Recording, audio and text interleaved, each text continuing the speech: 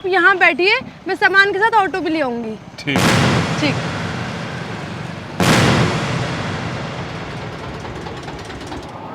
भाई साहब लगता है आज फिर एक बूढ़े का नंबर आ गया।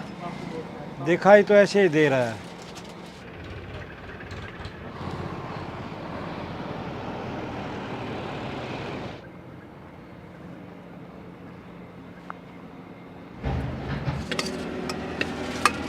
भैया, ये ऑटो स्टैंड कितनी दूर है? दूर? अरे भाई साहब यही तो ऑटो स्टैंड है। यही है? लेकिन हुआ क्या भैया, बताएंगे? नहीं, ऐसी कोई बात नहीं है भैया। वो मेरे बेटे की वाइफ है ना, वो ऑटो लेने के लिए गई थी, तो वो मुझे वहाँ बैठा दिया था। तो अभी तक आई नहीं, 6-7 घंटे हो गए, तो मैं इसीलिए पूछ रहा था आपसे।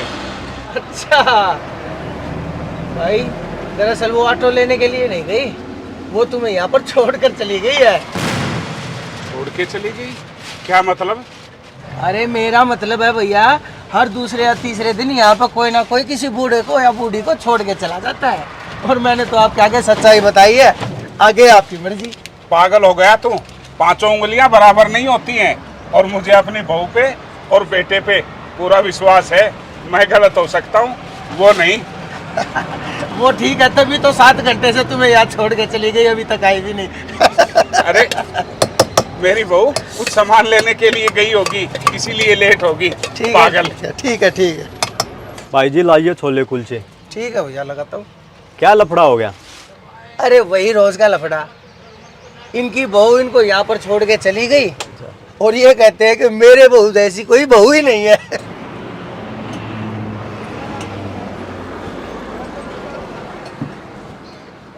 लो भाई साहब पानी पियो। भाई साहब ये छोले वाला ठीक कह रहा था। परसों एक लड़का अपनी माँ को छोड़ के चला गया यहाँ। क्या मतलब?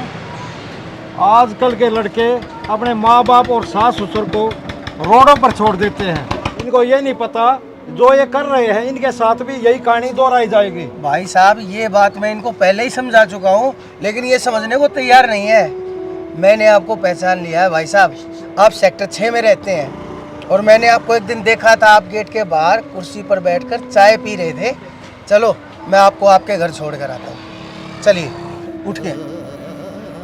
भैया, मुझे यकीन नहीं हो रहा इन बातों पे कि मेरी बहू मेरे साथ ऐसा कर सकती है ना। अरे भाई साहब उन बातों को 10 घंटे हो गए, आपको अब भी यकीन नहीं है। आप चलिए घर चल के सब पता चल जाएगा आपको, आइए। अरे वंशु, अरे बाबूजी कहाँ है? आ गए अब? बाबूजी अपने रूम में होंगे। अरे तुम रूम की कह रहे हो?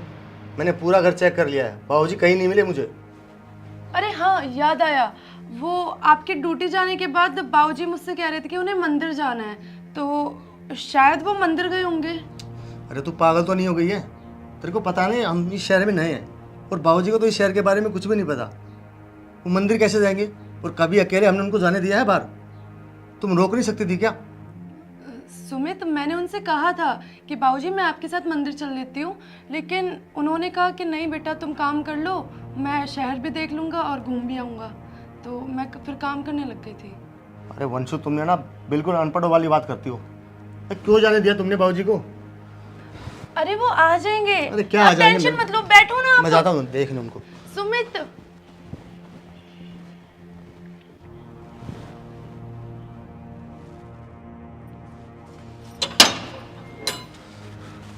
सुमित, बाबूजी मिले?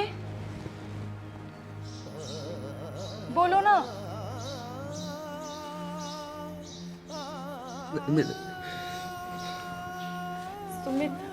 सुमित तुम टेंशन मत लो, बाबूजी आ जाएंगे। तुम ऐसा करो, कपड़े चेंज कर लो, मैं तुम्हारे लिए खाना लगा देती हूँ, खाना खा लो। अरे वंशु, पागल हो गई हो क्या? कैसी बात कर रही हो तुम?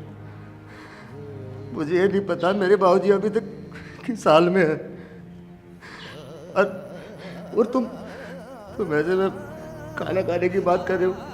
अरे एक निवाला तक मेरे अंदर नहीं उतरेगा जब तक मेरे बाबूजी नहीं आएंगे ना। मैं पानी तक नहीं पीऊंगा। सुमित ये कैसी बातें कर रहे हो? मिल जाएंगे बाबूजी। और जब तक मेरे बाबूजी नहीं मिल जाएंगे मैं पानी तक नहीं पीऊंगा। सुमित, ये कैसी बातें कर रहे हो तुम? पंशु, शाम होने वाली है और बाबूजी बाबूजी पता नहीं किस हाल में होंगे। सुमित, आप कहाँ जा रहे हो?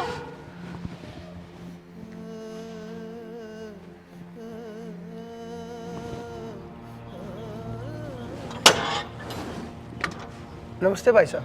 नमस्ते भाई साहब। कौन? भाई साहब, आप किसी जोगेंद्र जी को जानते हैं?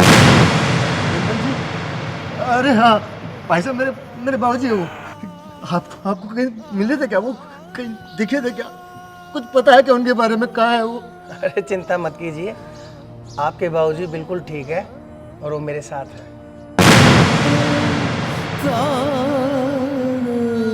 बाबूजी, आप कहाँ चले गए थे बाबूजी? आपको पता है बाबूजी मैंने कहाँ नहीं ढूंढा आपको? बाबूजी पता के तो दादी कहाँ था? बाबूजी वादा करो, आगे से आप मेरे बिना पता नहीं निकलोगे घर से। बाबूजी मुझे देखो बाबूजी आगे।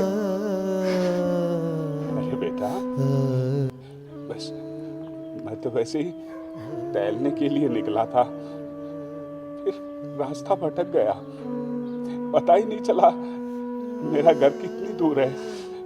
मैं ठीक हूँ, तू चिंता मत कर। वो तो भला हो इस इंसान का जो मुझे घर छोड़ गए, मुझे तो घर का भी नहीं पता था। आपका बहुत बहुत धन्यवाद भाई साहब। अरे रे रे, ऐसी कोई बात नहीं भाई साहब, ये तो मेरा फर्ज था। ठीक है, अच्छा भाई साहब, अब मैं चलता हूँ। अच्छा बाबूजी, राम राम। चलो बाबूजी। बाबूजी, अगर आपको कहीं घूमने जाना है तो आप मुझे बताइए, मैं आपको घुमा के लाऊंगा, लेकिन आप अकेले घर से बाहर नहीं जाएंगे। ठीक है बेटा, नहीं जाऊंगा। लो बाबूजी खाना। उनसे एक काम करो, फटाफट बाबूजी के लिए खाना लगाओ और मैं अभी हाथ मुंह धो के आता हूँ। ये लो।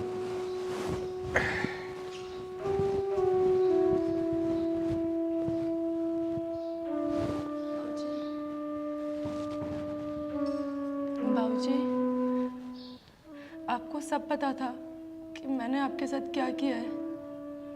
सब कुछ जानते हुए भी आपने सुमित को कुछ नहीं बताया।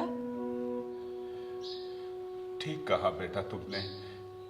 मैं चाहता तो ये बात सुमित को बता सकता था, पर नहीं, क्योंकि मेरा बेटा मुझसे बहुत प्यार करता है। वो मेरे दुख को बर्दाश्त नहीं कर पाएगा। अगर उसको इस बात का पता चल जाए तो पता नहीं क्या कर बैठता। लेकिन मैं ये भी देख रहा हूं कि बेटी वो तुमसे भी बहुत प्यार करता है, और मेरी जुबान खोलने से तुम दोनों का रिश्ता पूरी जिंदगी नरक बन जाता, क्योंकि कभी भी सहन नहीं कर पाता कि मेरे बाप के साथ उसके वाइफ ने ऐसा किया। और तुम भी मुझसे वादा करो, जिंदगी भर सुमित को ये बात कभी नहीं पता लगनी चाहिए कि तुमने। और बेटा, मेरी जिंदगी तो 5 साल 10 साल, अरे तुम दोनों को तो पूरा जीवन व्यतीत करना है, खुशी से रहना है।